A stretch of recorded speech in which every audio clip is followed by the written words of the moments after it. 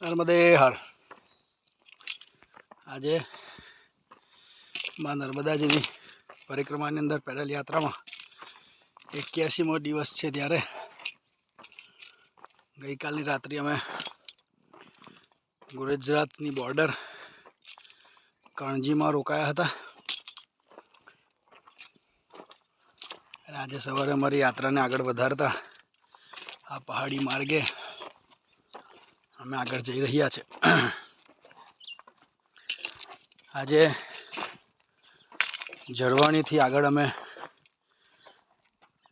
ગોરા colony પહોંચી જઈશું અને સમય જો હશે તો આગળ અમે રાજપીપળા બાજુ પણ પ્રયાણ કરીશું. નર્મદે હર.